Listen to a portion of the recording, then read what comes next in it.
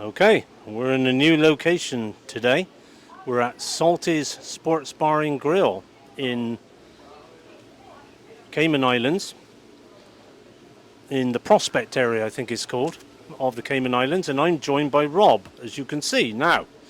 When I first sat down with Rob at half-time, he had one drink. But since then, Man United have lifted their first trophy, and now he's got two. And who knows how many he'll have in a few moments' time. Anyway, I've met Rob. He's obviously a Man United supporter, as you can see, and he lives in the Cayman Islands. And I suppose we could start there a minute before we go to the game. How long have you been in the Cayman Islands, Rob? Going on 6 years. Yeah. Originally moved here in June 2017, which for me at the time was brilliant. In the middle of Brexit and all the uncertainty in England. Got a job out here and been here ever since. Oh, good. Well, basically, for those who didn't understand that, he's hiding from the FBI, I think. You know, it's the short version.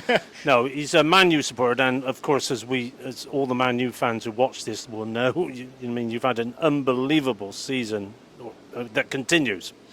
So, what was your prediction for this game before today? Well, like I was saying at the end of the first half, I thought Casemiro would score first, and because of my technological displacement, I couldn't get the bet on. So I always thought Casemiro would score. Big game player, 15 out of 16 finals he's won with Real Madrid previously. Yeah. I thought United would be 2 or 3-1. What a signing he's been. Probably the signing, I think, of the season. Outrageous. Yeah. But proven winner. Him and Varane, who probably didn't have his best season last year. No, just superb. yeah.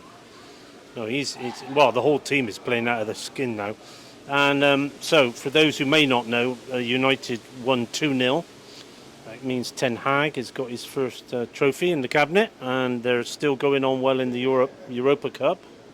Who have you been drawn with there? Real Betis. Oh yeah, Real Betis. I think it's the third Spanish team. Which is, I don't know who's doing the draw, but it makes it a little bit interesting. Yeah. All right. And what did you make of today's game? You had a bit fragmented for you because you had to leave home and come here. That was it. Leave home, come here. My stream was down at home, Yeah. which is a good thing because I've obviously met yourself, which is Yeah. superb. First half, I thought United struggled. That St. Maximin was brilliant down the left for Newcastle. Yeah. I was surprised to see him start Dalot instead of Wan-Bissaka, who's been a new lease of life this season. Yeah. But eventually United's quality in the midfield took over. Casemiro, the energy of Fred. Wakehorse to an extent. I mean, he looks like he's never going to score more than 10 goals a season, but what a player he's turning out to be for the team. Yeah. And Ten Hag said, I think recently, that they got him for a specific reason, and the reason is, now becoming obvious. He's not, like you said, he's not going to score a lot of goals, but he's managed to galvanise the whole team. And those who may have watched the final on TV, you will see Ten Hag at the end there, partying with Martinez and Anthony, I think. Well, I think myself that it's going to be 3-horse race now, the Premier League. It's starting to look like that. The one thing I will say is United have got a relatively thin squad. So if we get an injury to Casemiro or Rashford, then you start to see glaring holes in that midfield and up front respectively. Yeah. But look, it's been blown wide open. United I think they've played the most games out of any other club in Europe this season. There's still another 7 matches to go if they want to get to the final of the Europa League. Yeah. Still in the FA Cup, still in the Premier League. Yeah. Obviously Arsenal have got points on the board, so we'll see how it goes.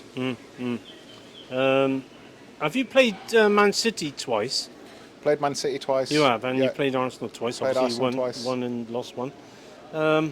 Okay, and we're at Salty's. This is a new location for us. Is this your bar of choice, or where else would you watch if you didn't watch here? Usually, I mean, I've got pretty good infrastructure at home. Oh, you have? Been a big fan, but obviously today, when the acid test came, the cookie crumbled.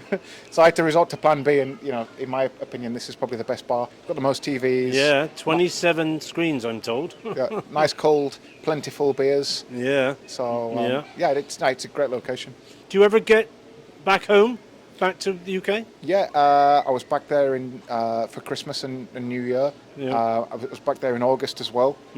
Obviously, with lockdown and everything, that didn't happen too frequently for the couple of years beforehand. But yeah, try and go back and look. I've been to Old Trafford for about 4 or 5 seasons, but the moment the Glazers sell up, I'll be there in a lot more. Yeah, and they're going to be renewing everything, I think. Then, okay. And there was something else I was going to ask you now. It slipped my mind for a moment, but for those visiting the Cayman Islands, actually. There are about 4 or 5 good sports bars, of which this is one, of course. Not too far from the airport, this particular one. And most of them show rugby and football, and American football, of course. Varied sports bars, yeah, that try. There's quite an American influence here still, isn't there? Oh, big time. I think like a Super Bowl was huge here as well. It is. Like everywhere does wings and like different variations of drinks offers and everything else. Where are you from originally, by the way? From West Yorkshire, a town called Halifax. Okay. Yeah. It should be a Leeds fan then, really. Well, I grew up with that. Well, the enemy at school. Yeah, I was quite a hated kid, believe me. Wow. Well, you're always United, yeah? Always, just the way my dad was United and his dad was United, just the way I was brought up. George Best, 1958, 1968. He's got a Ronaldo shirt on the back, by the way. We can't see it, but all right. Well, it's good to talk to you, Rob. I mean, well, you got to be happy with everything at the minute, I think. Can't complain. Manager's the right choice for sure. The one thing that I will say is this win is a double-edged sword in my eyes. With one of the Glazers there today in the director's box, he might be looking at it thinking now's not a good time to sell, considering we're going to be back in the Champions League. But look, a win's a win, and a trophy is much needed. So it's going to be a good day for me, and a horrible day at work tomorrow. Yeah, and of course the UEFA or whoever it is, the Premier League may have a say in this another Qatari takeover or whatever, because I mean they might favour a Ratcliffe takeover, who doesn't have such deep pockets, I assume, as the... That's the thing. I think Sir Jim Ratcliffe's going to have to take bank debt to buy the club. Yeah. And I don't know whether that's going to be on the United balance sheet or his company's balance sheet. Because Qatar are offering debt-free, aren't they? Yeah, but I'm not sure that's going to go down. It's a bit hard for the Premier League to stop now, though. They've let Newcastle do it. They've let Man City do it. Well, that's the thing, but because it's United now, there's been all kinds of protests. And look, United are a mega corporation in their own right. With that kind of backing, they could have Bayern Munich level domination, which I don't think is necessarily fair. But if you look at what Sky tried to do with United back in the 90s, 2000s, that caused uproar at the time, and the government had to block it. So who knows what's going to happen here? Yeah, well, Glazers out is the main thing, I think. Everybody can agree on, for sure. And I noticed that Liverpool suddenly are not for sale. 1 minute they were for sale, now they're not, apparently. Yeah. So it's all a bit weird. Yeah, okay. All right, well, Rob, let you get on with your beers. Thank you. And congratulations to United.